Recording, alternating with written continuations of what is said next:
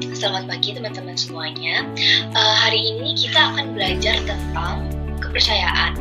Nah, topiknya masih sama seperti 2 minggu yang lalu, seperti yang kita pelajari di waktu yang lalu, tetapi kali ini kita akan betul-betul dig deeper tentang kepercayaan. Kita akan belajar tentang jenis-jenisnya, lalu kita juga akan belajar tentang hukum kepercayaan, dan juga kita akan mempelajari bagaimana kita bisa mengaplikasikannya, terutama menjelang tahun baru 2021. Jadi pertama-tama, kuat atau lemahnya suatu kepercayaan itu tergantung pada seberapa banyak referensi kepercayaan yang ada di database memori kita, yaitu yang tersimpan di subconscious.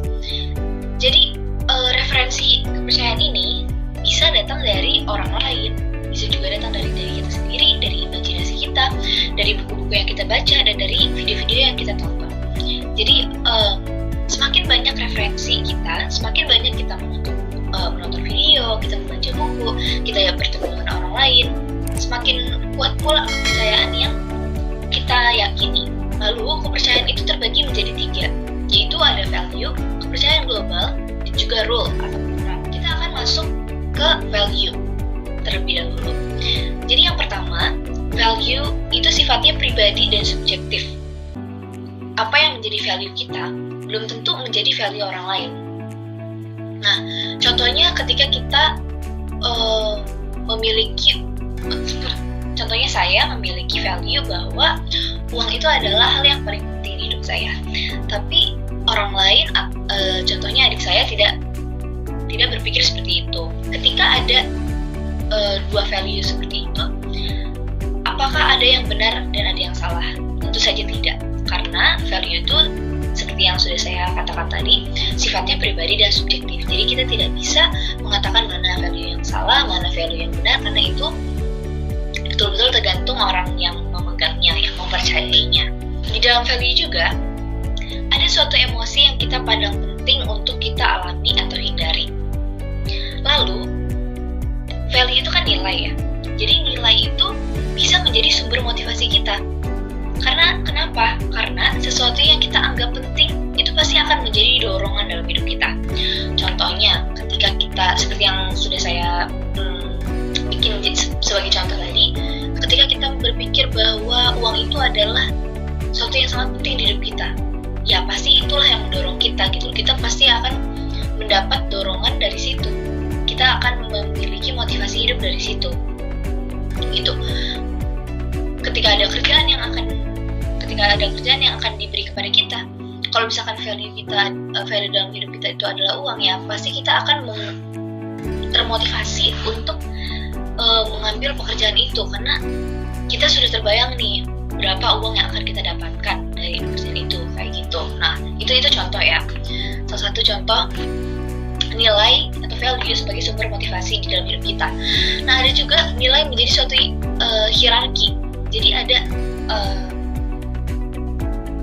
suatu tingkatan-tingkatan nilai di dalam hidup kita. Di antara itu ada nilai yang paling tinggi. Nah, contohnya kalau kali ini, contohnya integritas misalnya. Mau sebanyak apapun uang yang diberikan kepada kita, ketika kita disuruh, misalnya kita disuruh melakukan sesuatu yang jahat dengan iming-iming uang, melakukan sesuatu yang tidak dishonest dengan iming-iming uang, kita akan disuap. Nah, kalau misalkan nilai tertinggi di dalam hidup kita itu adalah integritas, ya pasti kita akan menolaknya. Pasti ada suatu nilai yang paling tinggi yang kita pegang di dalam hidup kita. Nah, seiring kita bertambah usia, value kita juga akan berubah. Kenapa? Karena seiring kita bertambah usia, insya Allah level jiwa kita juga akan bertingkat, karena level jiwa atau soul itu kan ada tingkatan-tingkatannya. Seiring kita bertambah usia, kita juga level soul kita juga meningkat. Nah, pasti kita pasti ada value yang kita pegang, tapi akhirnya kita lepas karena kita menyadari bahwa ternyata value ini tidak terlalu value ini tidak terlalu tepat untuk lama-lama dipegang. Lalu ada juga nilai dapat menimbulkan konflik diri.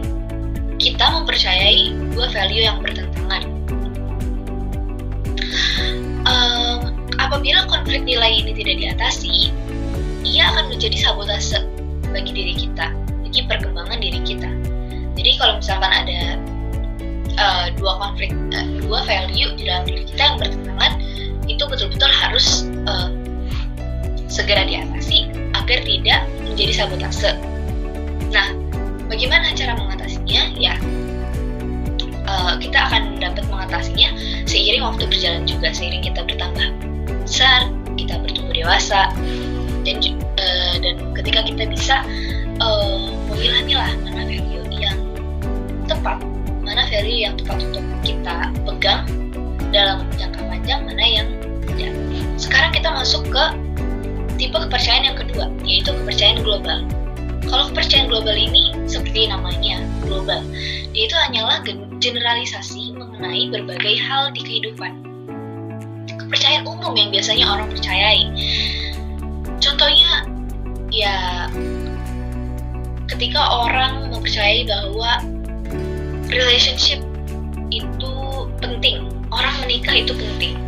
Pasti kan orang-orang di dunia ini, apalagi di Indonesia, itu pasti mempercayai bahwa kita tuh harus menikah, kita harus punya teman hidup, kita harus memiliki anak, kita harus meneruskan generasi kita. Nah, itu kan kepercayaan global. Ada juga yang percaya bahwa kalau misalkan ada uang, pasti ada kebahagiaan gitu. Nah, itu kan kepercayaan global kan ya. Jadi ada juga orang yang mempercayai bahwa uang itu akan menjamin kebahagiaan. Atau juga ada pertanyaan-pertanyaan seperti, apa sih artinya hidup untuk Anda? Kayak gitu kan. Ketika orang ditanyakan, apa artinya hidup untuk Anda? Apa artinya kekayaan untuk Anda? Apa artinya cinta untuk Anda? Apa artinya keluarga untuk Anda? Seperti pertanyaan-pertanyaan seperti itu. Nah, jawaban-jawaban yang kita lontarkan kepada pertanyaan tersebut, untuk menjawab pertanyaan tersebut, itu mencerminkan siapa diri kita dan bagaimana kita menjalani kehidupan tersebut gitu. Jadi kan orang beda-beda ya, orang memiliki prinsip berbeda, orang memiliki value berbeda, memiliki pandangan yang berbeda di hidupnya. Pasti mereka juga memiliki jawaban-jawaban yang berbeda terhadap pertanyaan-pertanyaan tersebut gitu. Ada yang mungkin berpikir bahwa kekayaan itu bukan hanya material saja, tetapi kekayaan itu bisa dalam bentuk keluarga, bisa dalam bentuk organ tubuhnya yang lengkap, bisa dalam bentuk talentanya, seperti itu kan. Nah, maka dari itu jawaban ketika kita menjawab pertanyaan-pertanyaan seperti itu tercerminkan gitu loh siapa diri kita dan bagaimana kita menjalani kehidupan kita. Ketiga, kepercayaan yang menetapkan apa yang harus terjadi agar kita merasa bahwa nilai kita terpenuhi. Itu adalah aturan atau rule. Jadi tipe kepercayaan yang ketiga ini adalah tipe kepercayaan aturan atau rule. Jadi kepercayaan yang menetapkan apa yang harus terjadi agar kita merasa bahwa nilai kita terpenuhi. Maksudnya apa sih? Contohnya aja, saya merasa bahagia jika saya memiliki banyak uang. Nah, poinnya itu di jika. Jadi ada suatu syarat atau ada suatu condition yang harus dipenuhi agar kita merasa apa gitu loh. Saya akan merasa content kalau misalkan saya mungkin mendapatkan pujian dari orang lain. Saya akan merasa bahagia ketika saya diakui oleh orang lain. Nah, seperti itu. Kepercayaan seperti ini itu bisa termasuk merepotkan loh apabila nilai yang kita pegang itu salah. Karena kita tidak akan bisa merasa bahagia apabila kita tidak pernah memenuhi syarat tersebut. Ya bayangkan saja apabila kita terus-menerus ingin pujian, terus-menerus ingin pengakuan, terus-menerus ingin material. Ya pasti kebahagiaan kita akan bergantung pada hal-hal yang seperti itu gitu loh. Jadi kita tidak akan pernah merasa content, kita tidak akan pernah merasa satisfied.